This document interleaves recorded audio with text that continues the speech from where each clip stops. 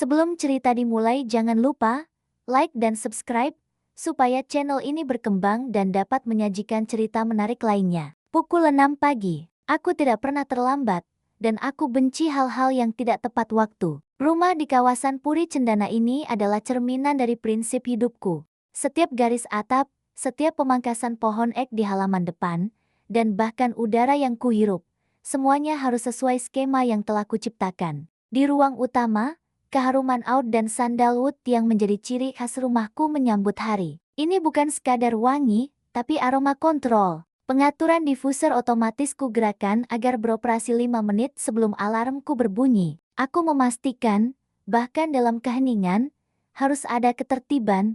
Aku berdiri di dapur berlapis marmer Carrara, cahaya pagi memantul dari permukaannya, memamerkan kebersihannya yang tak bercela. Aku adalah seorang arsitek lanskap dan investor otakku terprogram untuk melihat cacat sekecil apapun. Itu sebabnya dapur ini sempurna. Pisau-pisau di balok kayunya tersusun berdasarkan urutan kekerasan baja. Cangkir kopi kususun tanpa goresan di rak baja, dan laporan resor mewah yang akan kutandatangani hari ini tergeletak rapi di atas tablet, menunggu sentuhan akhir analisisku. Aku sedang menikmati espresso pertamaku, pikiran tertuju pada anggaran jutaan dolar, ketika langkah kaki Daniel terdengar. Pola langkahnya cepat, sedikit terlalu ringan. Dia muncul, rapi luar biasa dalam balutan kemeja polo bermerek Italia yang baru kupertimbangkan harganya setara dengan gaji bulanan seorang manajer tingkat menengah. Selamat pagi, Rin, sapa Daniel, senyumnya meleset sedikit di sudut kiri,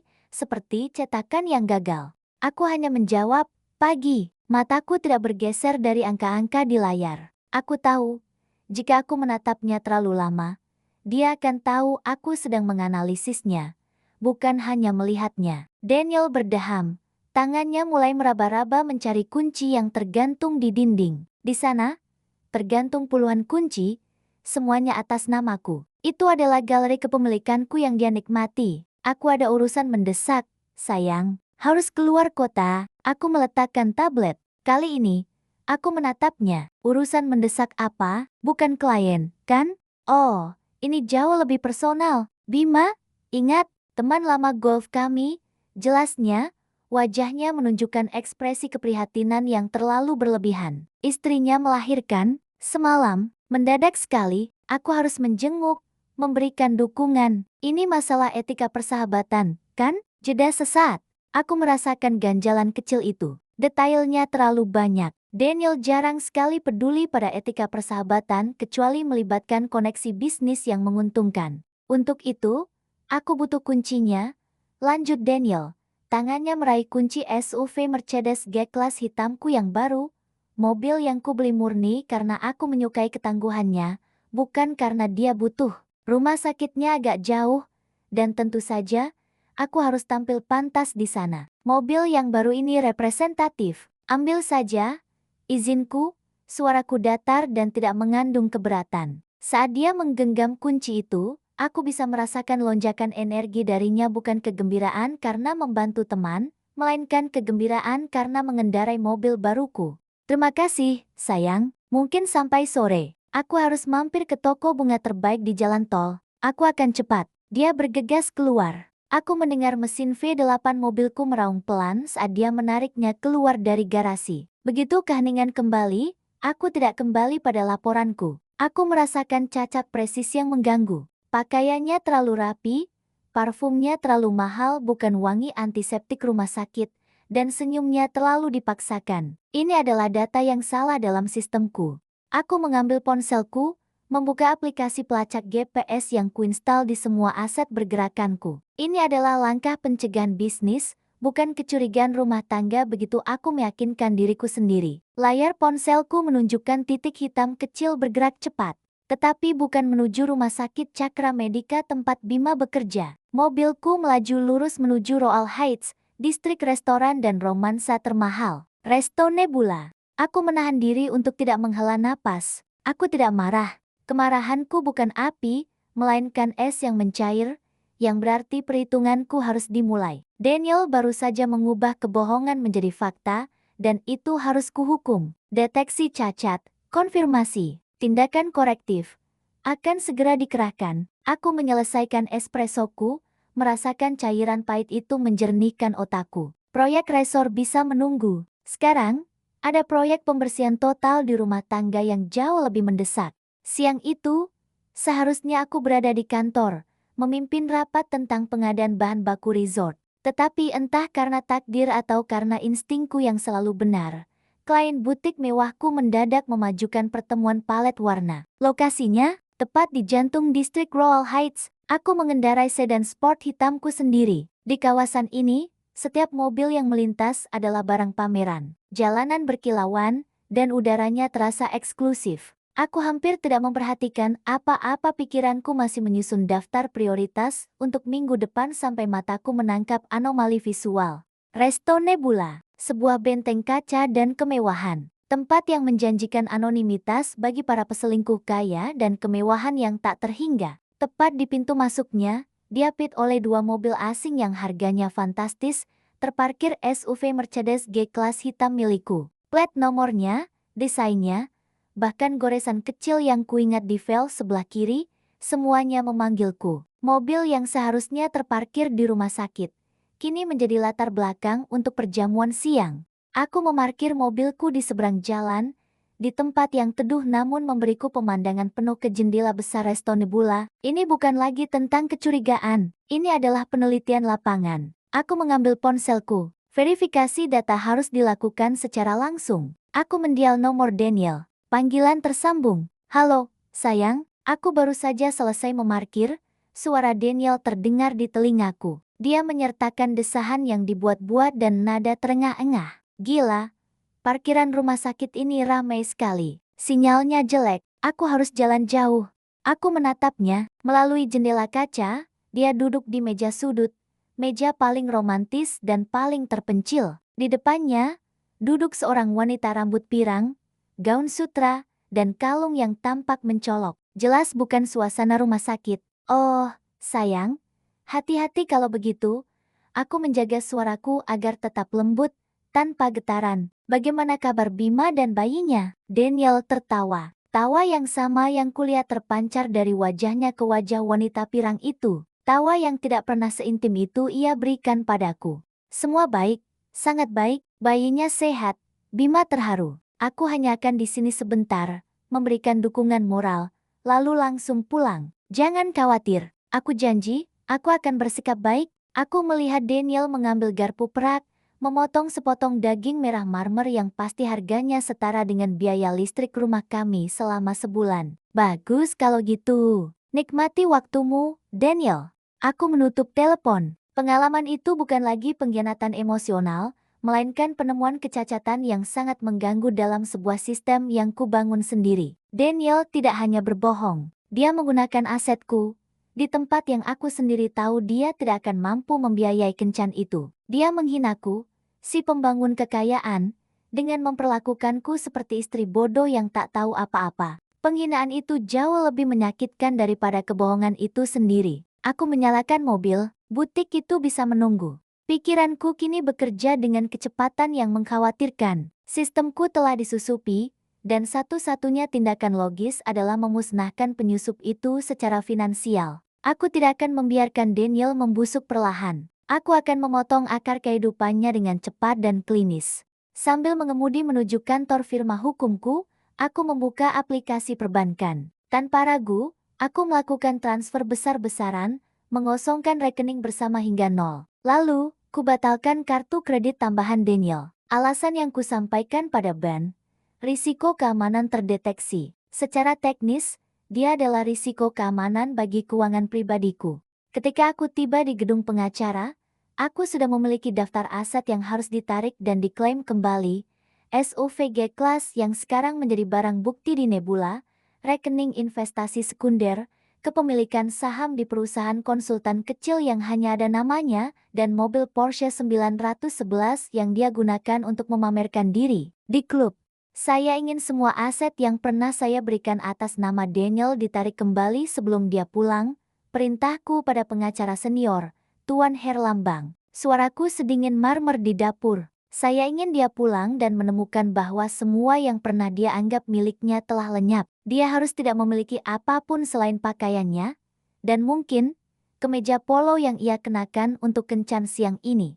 Aku menoleh ke arah jendela, melihat pemandangan kota yang tak pernah tidur. Aku telah membangun semuanya dari nol. Daniel adalah sebuah anomali yang perlu dibersihkan. Aku menarik napas dalam-dalam. Proyek pembersihan total akan memberiku kembali keteraturan yang kudambakan. Daniel akan belajar harga yang sangat mahal dari satu kesalahan perhitungan. Keluar dari firma hukum, udara sore di Jakarta terasa panas, namun aku merasa dingin, setenang pisau bedah yang steril. Tuan Herlambang, pengacara senior kepercayaanku, telah berjanji bahwa timnya akan bekerja dengan kecepatan kilat. Aku ingin Daniel pulang ke rumah, tetapi ke dalam kehampaan finansial yang kurencanakan. Perjalanan pulang adalah sesi perencanaan yang mendalam. Kebohongan Daniel bukanlah sekadar perselingkuhan murahan. Itu adalah cacat dalam manajemen aset yang tidak bisa kubiarkan. Daniel telah melanggar prinsipku yang paling dasar.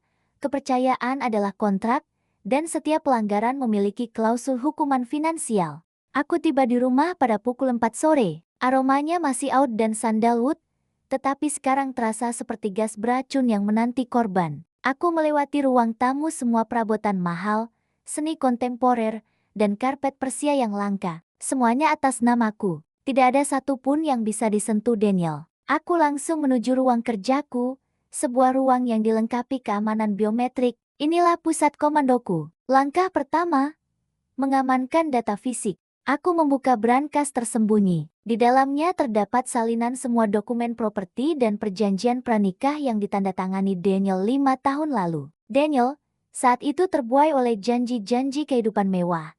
Tidak pernah repot-repot membaca detail fine print yang menjamin bahwa semua aset yang kubawa ke pernikahan, atau yang kudapatkan selama pernikahan, tetap milikku. Dia hanya melihat nol di rekening bank dan mobil mewah di garasi. Aku mengambil sertifikat saham kecil yang kuberikan kepadanya sebagai modal kerja di perusahaan konsultan fiktifnya. Kubatalkan transfer hak atas saham itu, menggunakan klausul pelanggaran etika dan moral yang terselip dalam perjanjian itu. Kepemilikan saham itu kembali kepadaku dalam hitungan detik. Daniel bahkan tidak tahu apa yang hilang. Langkah kedua, menutup akses digital. Aku mengganti semua kata sandi Wi-Fi dan smart plug rumah. Aku membatasi aksesnya ke jaringan rumahku, hanya menyisakan koneksi yang sangat lambat cukup untuk notifikasi, tetapi tidak cukup untuk mencari bantuan atau panik. Langkah ketiga, mengeksekusi aset bergerak. Aku menerima pembaruan dari tim Tuan Herlambang. Mobil Porsche 911 Daniel yang terparkir di kantornya telah ditarik paksa oleh perusahaan pembiayaan yang sebenarnya adalah agen yang kupekerjakan. Mereka menggunakan dalih keterlambatan pembayaran cicilan, padahal mobil itu sudah lunas. Penarikan itu dilakukan secara terbuka di depan rekan-rekannya, sebuah pukulan pertama yang memalukan. Bagaimana dengan SUV G-Class? Tanyaku melalui panggilan telepon aman. Sedang dalam perjalanan, Nona Ariana. Mobil itu dijemput oleh layanan valet kami sendiri, yang menyamar sebagai layanan derek darurat. Daniel sedang sibuk makan malam romantis dan tidak menyadarinya. Kunci dan mobil aman. Aku tersenyum tipis. Daniel, yang kuprediksi akan pulang larut malam, kini akan menghadapi kejutan. Menjelang jam 7 malam, semuanya sudah steril. Rekening banknya kosong, kartu kreditnya ditolak, mobilnya hilang. Bahkan kunci cadangan rumahku yang pernah ia simpan, telah kucuri kembali pagi tadi saat dia mandi. Aku mengatur meja makan. Makan malam harus tetap berlangsung. Aku memasak hidangan favorit Daniel, risotto jamur truffle. Aku harus tampil sempurna. Kehangatan palsu adalah balsam terbaik untuk mematikan musuh. Pukul 9 malam, mobil taksi berhenti di depan rumahku. Daniel turun, tampak lelah dan sedikit mabuk oleh kemewahan. Di tangannya, dia membawa sebuah kotak kecil yang dibungkus kertas kado toko mainan bayi. Pria itu masih ingat alibi awalnya. Daniel membuka pintu. Dia berjalan melewati ruang tamu. Ada senyum puas di wajahnya. Aku pulang, sayang, semuanya baik. Bima sangat berterima kasih. Aku muncul dari dapur, mengenakan gaun sutra yang elegan, dengan senyum yang sempurna. Hai, sayang, sudah selesai menjenguk temanmu. Daniel mengangguk, menyerahkan kotak hadiah palsu itu. Dia tampak lega karena aku tidak mempertanyakan waktu pulangnya yang larut. Aku sudah siapkan makan malam, risotto kesukaanmu. Kami duduk, atmosfer terasa normal, Kecuali satu hal, dimanapun Daniel melihat, segala sesuatu terasa terlalu mahal, terlalu rapi, dan terlalu bukan miliknya. Aku membiarkan Daniel bercerita, membiarkan dia menenggelamkan dirinya dalam kebohongan. Aku hanya mengangguk, menunggu. Malam ini, aku akan membiarkan kebohongan itu menjadi kebenaran terakhirnya. Keesokan paginya adalah hari yang kuharapkan. Daniel bangun terlambat, dengan sedikit mabuk sisa anggur mahal dan kebohongan. Aku sudah berada di ruang kerjaku, menyelesaikan proyek resor yang asli, sambil menanti ledakan yang kuharapkan. Pemicu pertama, kartu tol ditolak. Sekitar pukul 9, Daniel bersiap untuk bekerja. Dia tampak santai, mencari kunci Porsche 911 di gantungan. Tentu saja, kunci itu tidak ada. Rin, kamu lihat kunci Porsche-ku? Tanyanya sedikit panik. Oh, mungkin kamu meninggalkannya di kantor. Atau di saku jasmu? Jawabku santai, tanpa menoleh. Daniel mengambil kunci mobilku yang lain, sebuah Range Rover lama yang sudah kuizinkan untuk dia gunakan. Dia bergegas pergi, mengira ini hanya masalah sepele. 20 menit kemudian, ponselku bergetar. Sebuah notifikasi dari aplikasi bank. Transaksi kartu tol ditolak. Daniel meneleponku, suaranya tegang. Rin, ada apa dengan kartu tolku? Kartu titaniumku ditolak? Gila, ini memalukan. Aku harus memutar balik, mungkin chipnya rusak. Sayang, pakai kartu cadanganmu. Saranku, suaraku masih manis. Aku sudah coba, semuanya ditolak. Coba cek rekeningku, mungkin ada masalah sistem. Tentu, aku akan cek nanti. Sekarang aku sedang sibuk meeting. Pakai saja uang tunai. Daniel mengakhiri panggilan dengan gerutuan frustrasi. Panic mode, level pertama. Pemicu kedua, kehilangan mobilitas total. Daniel pulang, wajahnya merah padam. Dia mencari kunci G-Class dan menyadari mobil itu tidak ada di garasi. Mobil hitamnya kemana? Daniel bertanya, suaranya meninggi. Dia mulai menyadari keanehan ini adalah sebuah pola, bukan kesalahan acak. Mobil yang mana, Daniel? Aku pura-pura bingung. Mercedes G-Class, yang kupakai kemarin. Aku parkirkan di depan rumah, bukan? Oh, mobil itu, aku pura-pura mengingat. Tuan Herlambang menelepon pagi ini. Dia bilang ada masalah pajak dan harus segera ditarik oleh tim keamanan aset. Kau tahu, masalah legalitas properti mewah. Daniel langsung panik. Masalah apa? Kenapa tidak ada yang memberitahuku? Karena itu bukan urusanmu, sayang. Aku menatapnya dengan senyum dingin. Mobil itu atas namaku. Itu adalah asetku. Aku hanya mengizinkanmu menggunakannya. Pemicu ketiga, rekening bank nol. Saat itulah Daniel berlari ke ruang kerjanya, menyalakan komputer dan laptopnya. Dia mencoba masuk ke portal bank dan memeriksa investasi sekundernya. Gagal, kata sandi diubah. Dia mengambil ponselnya, mencoba masuk ke aplikasi. Gagal.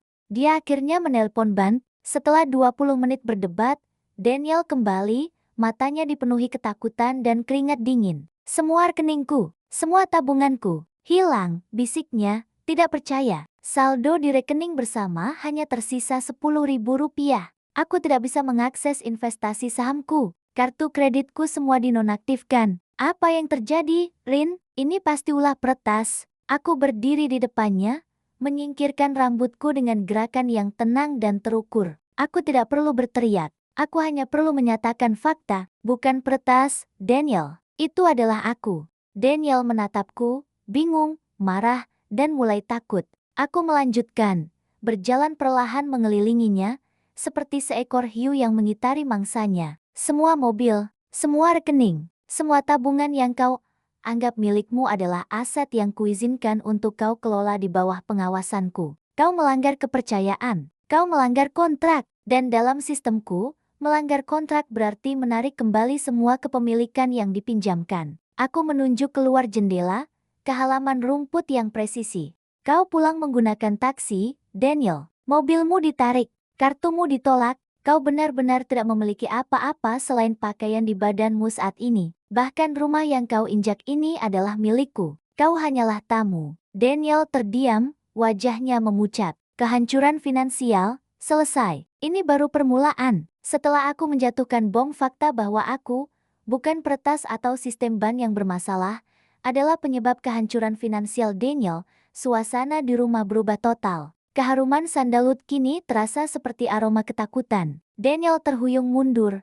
Matanya yang biasa ceria kini melebar karena horor yang belum sepenuhnya ia fahami. Daniel mencoba melakukan negosiasi, mencari celah. Ariana, tunggu. Ini tidak masuk akal. Investasi itu aset yang kita kumpulkan bersama. Kau tidak bisa mencurinya. Ini ilegal. Aku hanya menatapnya. Aset kita, kau lupa siapa yang menyediakan modal, Daniel. Siapa yang merancang skema investasi, dan siapa yang membayar biaya administrasi? Aku tidak mencuri. Aku hanya melakukan repatriasi aset yang secara hukum 100% adalah milikku. Perjanjian pranikah kita? Ingat, aku melihatnya mencoba mengingat. Wajahnya menunjukkan perjuangan sia-sia untuk mengingat dokumen tebal yang ia tanda tangani tanpa membaca detail, hanya terbuai janji hidup tanpa beban. Tapi, mobil Porsche, desaknya, suaranya naik menjadi teriakan tipis. Aku meninggalkannya di kantor. Mobil itu sudah lunas. Tidak ada cicilan. Tepat. Aku mengangguk. Puas. Mobil itu lunas olehku dan ditarik paksa. Tahukah kau apa yang paling menghibur dari semua ini? Mobil itu ditarik oleh perusahaan pembiayaan palsu tepat di depan kantor konsultanmu. Tepat saat jam makan siang. Semua rekan kerjamu dan bahkan para satpam melihat pria glamor yang selalu memamerkan kekayaannya itu disita asetnya. Humiliasi sosial yang sangat layak kau terima. Daniel terdiam, memproses rasa malu publik yang baru saja menimpanya. Rasa malu itu, bagi pria yang hidup dari penampilan seperti Daniel, jauh lebih mematikan daripada kerugian uang tunai. Pria itu kemudian melakukan upaya terakhir, mencari kunci mobil cadangan dan uang tunai di saku jas yang ia kenakan kemarin. Tentu saja, aku sudah membersihkan semuanya. Kunci cadangan telah kuambil, dan dompet yang tebal itu kini berisi kartu-kartu yang semuanya dinonaktifkan. Ini gila. Kau menyandera seluruh hidupku. Raungnya mulai panik. Aku hanya membatalkan pinjaman. Kau adalah pinjaman yang bermasalah, balasku klinis. Aku membiarkan Daniel berada dalam kekacauan emosinya. Dia berlari ke ruang kerjanya yang baru saja ku ganti kata sandinya, mencoba membobolnya dengan paksa. Gagal. Dia mencoba menelpon teman-temannya yang kaya raya, meminta pinjaman darurat, tetapi aku sudah memblokir nomor-nomor penting di ponsel rumah. Dia hanya bisa menggunakan koneksi internet lambat yang sengaja ku tinggalkan cukup untuk membuatnya frustrasi, tetapi tidak cukup untuk penyelamatan. Aku mengawasinya dari dapur,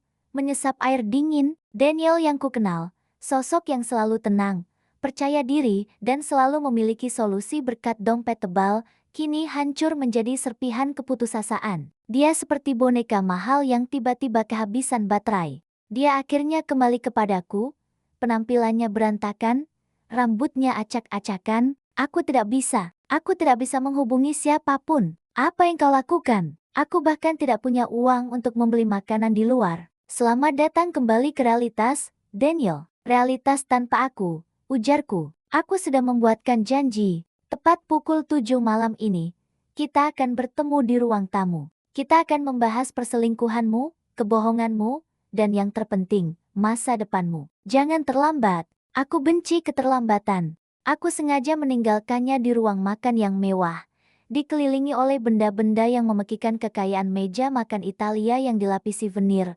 lampu kristal Murano di atas kepala. Aku ingin dia merasakan siksaan psikologis. Dia ada di surga, tetapi dia adalah gelandangan di dalamnya. Kejatuhan pertamanya sudah selesai. Yang tersisa hanyalah hukuman. Tepat pukul 7 malam. Aku duduk di sofa velvet abu-abu di ruang tamu, dengan pencahayaan yang kusesuaikan, cahaya redup, namun cukup terang untuk melihat setiap detail wajah Daniel yang kelelahan. Aku sudah mempersiapkan meja kopi, bukan dengan minuman, melainkan dengan 3 item, album foto berisi bukti, dokumen perceraian yang sudah ditandatangani pengacara, dan pena emas pribadi milikku. Panggung telah diatur untuk sidang pemutusan. Daniel masuk. Penampilannya masih sama, tetapi auranya telah sirna. Dia tampak seperti pria yang baru saja menjalani 10 tahun kehidupan di luar kenyamanan finansial. Dia duduk di kursi tunggal yang berjarak aman dariku. Tatapannya penuh rasa takut yang baru dan dingin. Kau pasti mengerti kenapa kita ada di sini, aku memulai. Nadaku tidak menuduh, tidak marah, tetapi informatif, seperti seorang dosen yang menjelaskan kegagalan seorang mahasiswa. Ariana, aku bisa jelaskan, Daniel memohon, tangannya gemetar. Aku bisa mengembalikan uangmu. Aku akan bekerja keras. Aku akan mendapatkan semuanya kembali. Tolong, jangan hancurkan aku. Aku mencintaimu. Jangan mengucapkan kata cinta di ruangan yang penuh dengan kebohongan ini. Potongku tajam. Aku tidak peduli seberapa keras kau akan bekerja. Aku tidak peduli dengan uang yang hilang. Karena aku bisa mendapatkan 10 kali lipat dari yang kau hilangkan. Aku peduli pada keteraturan yang kau rusak. Aku mengambil album foto di meja. Kubuka halaman pertama dan kuserahkan padanya. Ini adalah bukti kebohonganmu. Daniel melihat foto-foto itu. Mobilku terparkir di Resto Nebula, dan foto-foto dirinya diambil dari sudut pandangku di seberang jalan tertawa, memegang tangan wanita pirang itu, dan yang paling jelas, memotong wagyu termahal. Wajah Daniel langsung pucat pasi, dia tidak bisa lagi menyangkalnya. Aku minta maaf. Aku bersumpah itu hanya sekali. Dia hanya kenalan lama. Kami bertemu sebentar saja. Aku tahu itu salah. Aku panik. Aku minta maaf karena berbohong tentang Bima. Suaranya bergetar, tetapi matanya lebih fokus pada Porsche yang hilang daripada penyesalan tulus. Bohong adalah hal termurah yang pernah kau lakukan. Yang ku benci adalah perlakuanmu terhadap propertiku. Jelasku, kau menggunakan mobil mewahku, mobil yang ku beli dengan darah dan keringatku, sebagai alat untuk memamerkan diri di depan wanita yang jelas-jelas hanya tertarik pada kemewahan yang kau bawa. Kau menghina seluruh usahaku. Aku mengambil dokumen perceraian. Kuletakkan di hadapannya, di samping pena emas. Aku tidak percaya pada perpisahan yang berlarut-larut atau drama yang tidak perlu. Pengacara sudah menyiapkan semuanya. Kau akan menandatangani pelepasan semua hak properti. Tentu saja, semua aset yang sudah kutarik kembali akan tetap menjadi milikku. Daniel menatap dokumen itu, matanya berkaca-kaca. Kau mau menceraikanku? Kau akan meninggalkanku tanpa apa-apa? Bagaimana aku bisa hidup? Itu pertanyaan yang seharusnya kau tanyakan pada dirimu sendiri saat kau memesan sebotol wine seharga puluhan juta di Nebula. Daniel, kau hidup dengan mengandalkan uangku. Sekarang, pinjaman itu telah jatuh tempo. Aku menekankan setiap kata. Aku bersandar, mengamati kehancurannya. Daniel mulai terisak. Air matanya membasahi pipi, memohon kesempatan kedua. Kumohon, Ariana, aku akan berubah. Aku akan bekerja. Aku tidak bisa hidup seperti itu. Aku panik. Aku tidak punya apa-apa di dunia ini. Aku akan benar-benar hancur.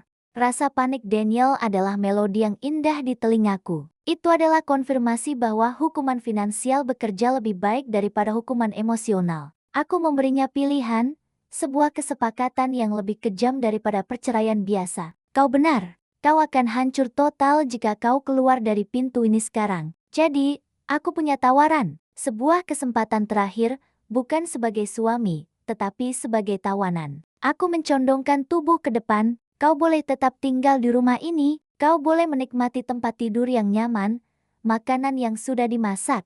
Tetapi, kau akan hidup tanpa pekerjaan, tanpa uang, dan tanpa hak suara. Kau hidup di sini sebagai dekorasi, diatur olehku. Kau akan menjadi pengingat permanen akan cacat yang pernah ada di hidupku. Sebuah piala kebodohanmu. Hukuman seumur hidup di dalam sangkar emas. Pilihan ada padamu. Kau keluar dan menjadi gelandangan, atau kau tinggal dan menjadi peliharaanku. Tanda tangani perceraian itu, dan putuskan nasibmu. Daniel menatap dokumen perceraian dan kemudian menatapku, bergantian. Di matanya, aku melihat konflik yang mengerikan. Kebanggaan seorang pria melawan kebutuhan finansial untuk bertahan hidup. Pria yang selama ini berlagak berkuasa, kini harus memilih antara kehancuran di luar tembok rumah yang megah ini, atau penghinaan di dalamnya. Isakan Daniel berlanjut, kini lebih keras. Dia tidak menangis karena kehilangan istrinya. Dia menangis karena kehilangan gaya hidupnya. Kau tidak bisa melakukan ini padaku, Ariana, bisiknya, suaranya tercekat. Aku akan menjadi bahan tertawaan semua orang. Bagaimana aku bisa menjelaskan semua ini pada teman-temanku, pada relasi bisnisku? Justru itu yang kuinginkan, jawabku, suaraku dingin, tanpa sedikit pun empati. Mereka akan tahu kau adalah pria yang hidup dari uang istrinya.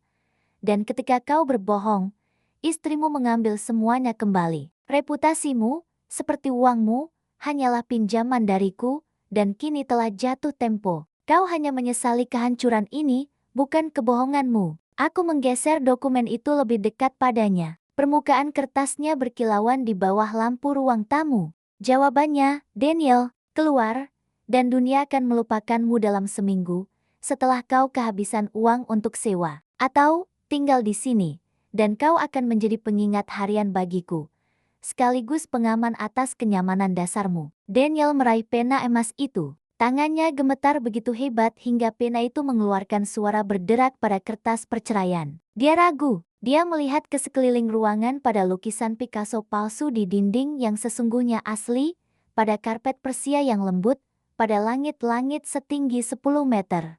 Membandingkannya dengan prospek tidur di mobil sewaan jika dia punya uang sewa atau di sofa teman. Keputusasaan menang. Dengan satu tarikan napas panjang yang terdengar menyakitkan, Daniel menandatangani setiap halaman dokumen perceraian itu. Tanda tangannya berantakan, mencerminkan kekacauan batinnya. Dia secara resmi melepaskan semua klaim atas asetku, hak properti, dan dukungan finansial apapun yang tersisa. Dia meletakkan pena itu. Aku setuju. Aku akan tinggal. Tapi ini penyiksaan, Rin. Ini adalah keadilan, Daniel. Aku mengoreksi. Aku mengambil dokumen yang sudah ditandatangani. Segel telah resmi dipasang pada kehancurannya. Aku memberinya aturan main.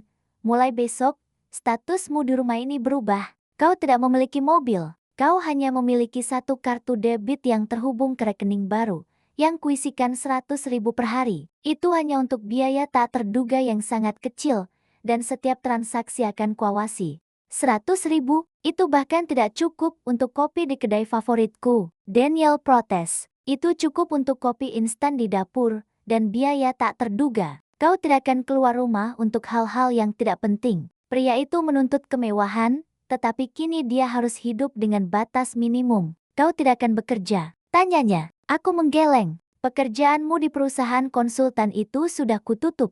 Aku sudah memberitahu semua klien kita bahwa kau sedang beristirahat panjang karena masalah kesehatan mental.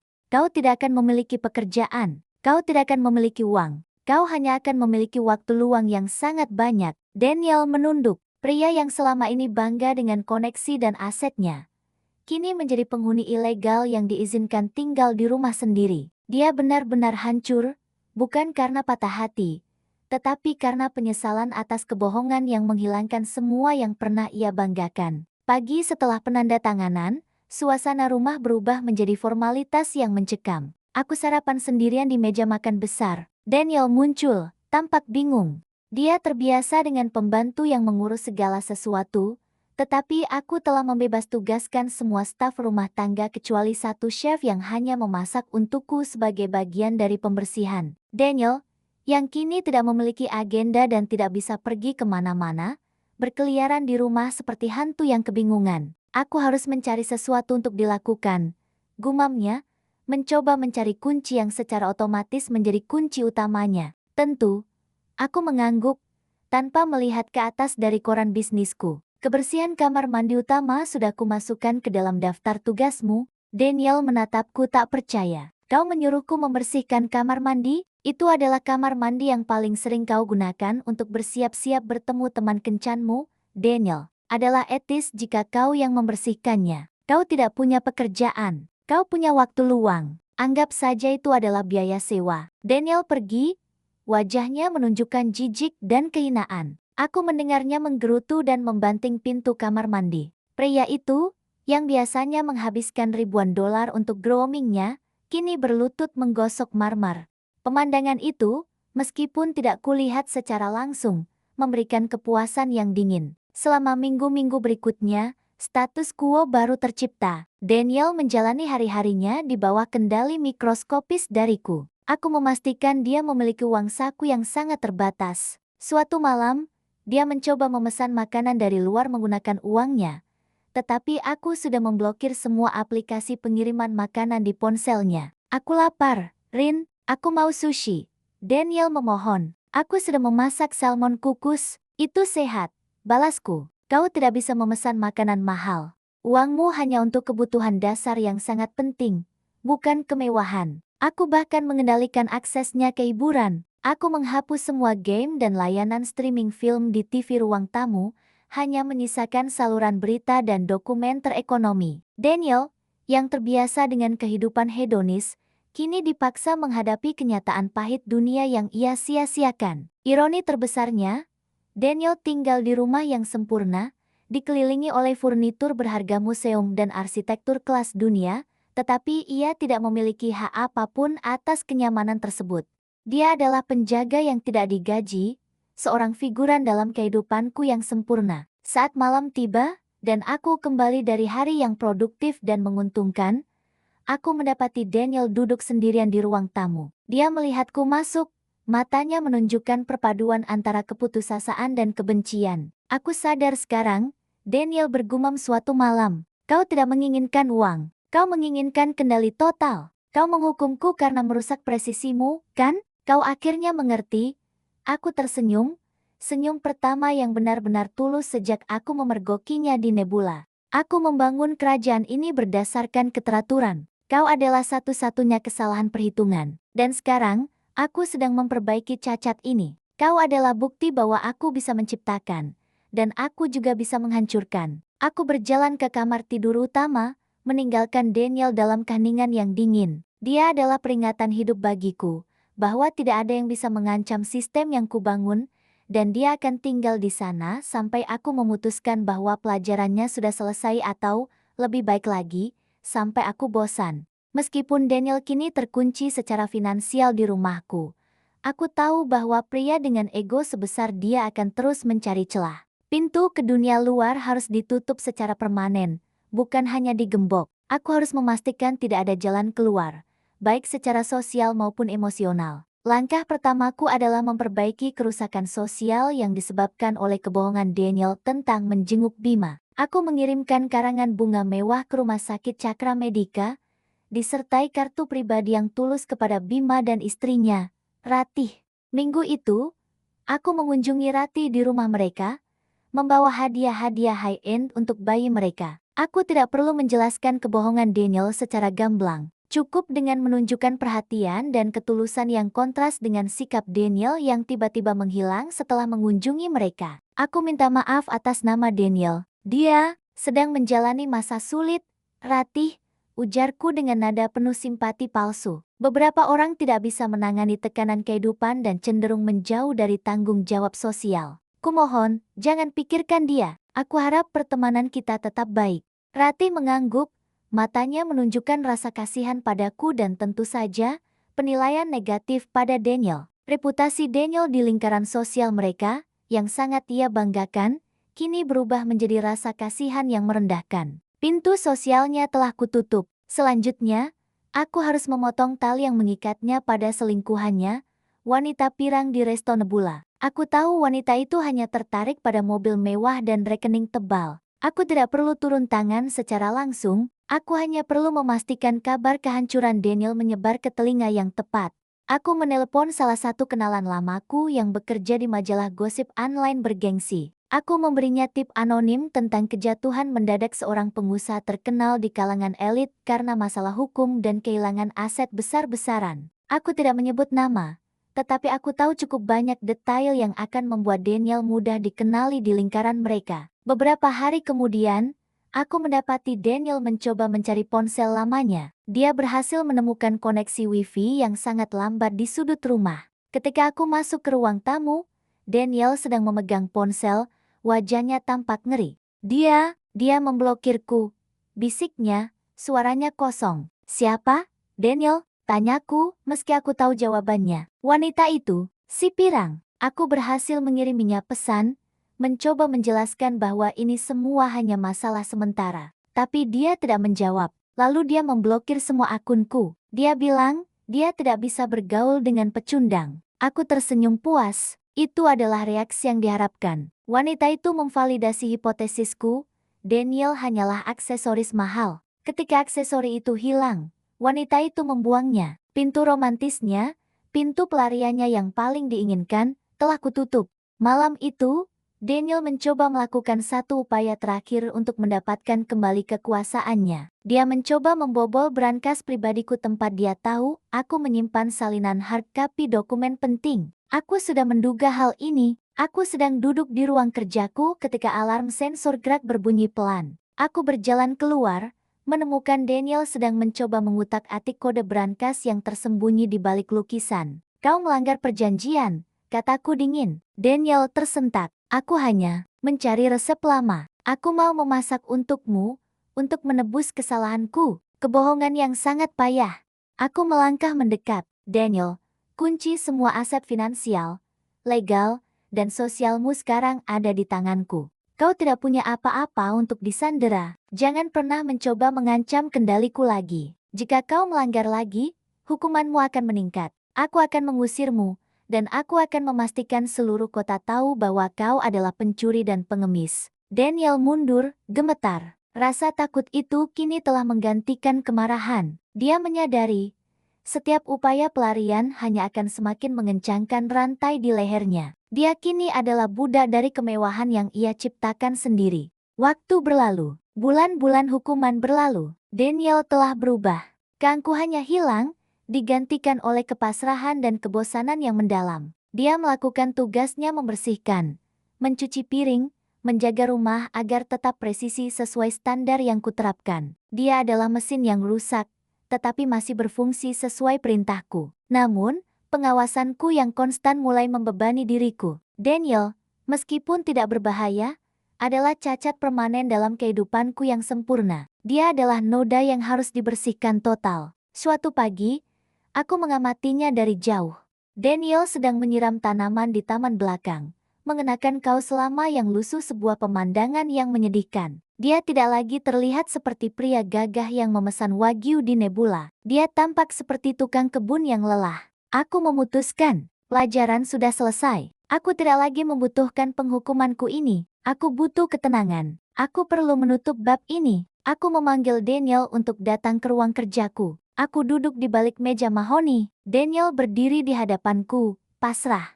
Aku punya kabar untukmu, kataku, meletakkan dokumen terakhir di meja. Pelajaranmu sudah selesai, Daniel. Aku sudah bosan denganmu. Daniel menatapku, matanya menunjukkan secercah harapan. Kau akan mengampuniku. Kau akan mengembalikan uangku. Tentu saja tidak. Aku tidak pernah mengembalikan apapun yang sudah kurampas. Kau telah menandatangani dokumen perceraian. Kau telah menandatangani pelepasan aset. Secara hukum, kau tidak memiliki apa-apa. Aku mencondongkan tubuh ke depan, tetapi aku akan mengakhiri hukumanmu. Kau bebas. Kau boleh pergi. Daniel tampak terkejut. Kebebasan, yang seharusnya ia rayakan, justru tampak menakutkan karena dia menyadari betapa miskinnya dia sekarang. Aku sudah menyiapkan koper kecil untukmu. Hanya berisi pakaian dan beberapa barang pribadi yang tersisa, jelasku. Dan demi etika, aku memberimu tiket pesawat sekali jalan ke kampung halamanmu.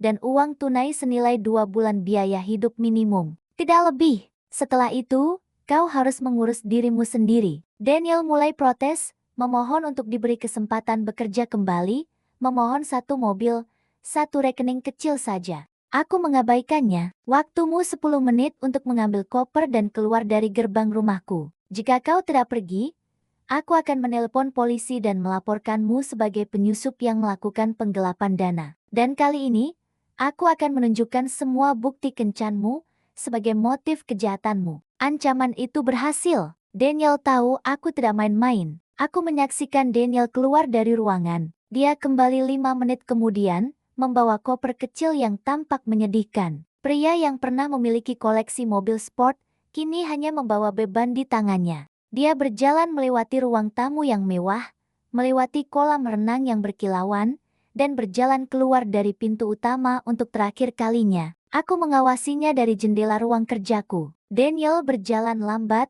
lalu berhenti di gerbang. Dia menoleh ke belakang, menatap rumah itu, rumah yang pernah menjadi surga yang ia anggap miliknya. Kini menjadi penjara yang telah membebaskannya dalam kehancuran total. Lalu, dia melanjutkan berjalan, menghilang di balik pepohonan yang presisi. Ketika gerbang besi itu tertutup, keheningan sempurna kembali. Aku berjalan ke ruang tamu, aku duduk di sofa velvetku, Aku menyalakan diffuser, dan aroma oat murni kembali mengisi udara. Aku menarik napas dalam-dalam. Tidak ada lagi cacat. Tidak ada lagi kebohongan. Semua aset telah kutarik kembali, termasuk kendali penuh atas hidupku.